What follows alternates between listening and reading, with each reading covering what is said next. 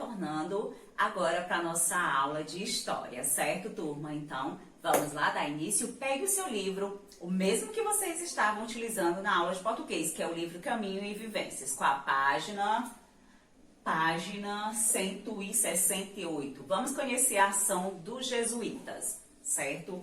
Então, vamos lá iniciar a nossa leitura. Vamos lá, turminha?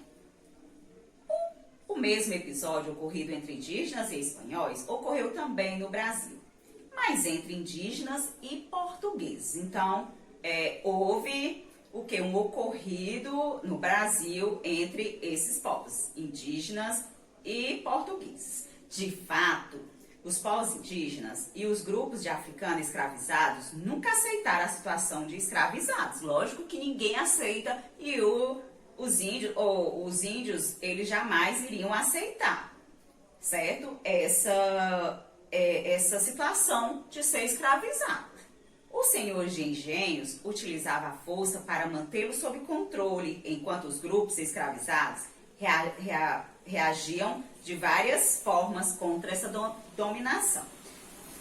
Eles, para conseguir dominar, eles usavam da força, então eles acorrentavam, batiam, era mesmo massacrado para que eles se redimissem e aceitassem aquela condição de ser escravizado. Mas que fácil não é, eles não aceitavam fácil assim e ocorria toda essa situação. Isso é um fato que ninguém quer passar.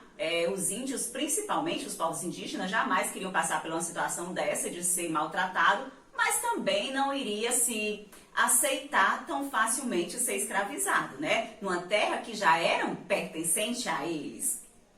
Algumas dessas revoltas foram organizadas por indígenas que se opunham ao regime escravizado, a qual foram submetidos, como a Confederação dos Tamoios, entre 1554 e 1567, no litoral dos atuais estados de São Paulo e do Rio de Janeiro. Normalmente, os povos indígenas eram protegidos pelos padres jesuítas, que se opunham à sua escravidão. Teve essa revolta toda, teve um nome que foi organizado e deram-se o nome de Confederação dos Tamoios. E eles tinham uma proteção, que eram os padres, chamados de jesuíta, que era o quê? Eles eram os únicos que ficavam contra essa escravidão. Foi denominada Confederação porque reuniu vários povos indígenas da região na luta contra a dominação portuguesa. O resultado dessa revolta foi um grande massacre e a quase extinção dos povos indígenas dessa região. Outra revolta indígena significativa foi a Guerra Guaranática, entre 1754 e 1756, no interior da região do sul do Brasil. Ela ocorreu, sobretudo, contra a tentativa dos bandeirantes paulistas em querer escravizar as populações do povo Guarani, muito bem organizada pelos padres jesuítas das missões, comunidade indígena para catequização. Então, essa segunda já foi revolta, que teve o nome de Guaranática. Ela já foi muito mais bem organizada. Por quê? Porque os padres jesuítas que organizaram. E por que levou esse nome? Porque foi pelos povos Guarani, certo, turminha? Por isso levou esse nome. Então, teve duas revoltas, duas formas de se defender, que foi a primeira, chamada de Confederação dos Tamoios, e essa segunda, que foi a Guerra Guaranática, pelos povos Guarani. Mas essa segunda já teve uma simplificação melhor, teve uma melhor forma de desenvolvimento, porque já foi organizado pelos padres jesuítas, certo? E essas missões das comunidades era uma forma que os padres iam até eles para catequizar, certo?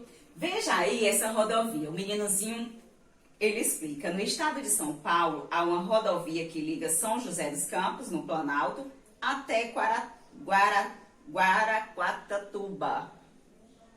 Caraguatatuba, crianças. Professora quase não sai. Caraguatatuba, no litoral norte. A rodovia recebeu o nome Rodovias dos Tamoios em homenagem aos povos que habitavam a região e que participaram do conflito contra os portugueses. Então, só para vocês terem uma noção, que foi um movimento tão significativo que tem uma rodovia em São Paulo que recebeu esse nome devido a todo esse contexto, essa situação, esse conflito em si, em que homenagem aos povos indígenas que ali habitavam nessa determinada região, certo, turminha? Que liga São Paulo a Caraguatatuba, certo? E foi uma situação, um conflito tão grande que isso levou-se a dar esse nome, porque foram mortos alguns desses indígenas que ali habitavam, certo, turminha? Ah, professora, e não tem atividade? Tem. Eu quero que vocês pesquisem e me digam quem foi os jesuítas. A atividade é essa. Você vai fazer uma pesquisa para saber quem foi os jesuítas. Certo, turminha? Então, boa pesquisa e retorno na nossa próxima aula de literatura. Fico por aqui.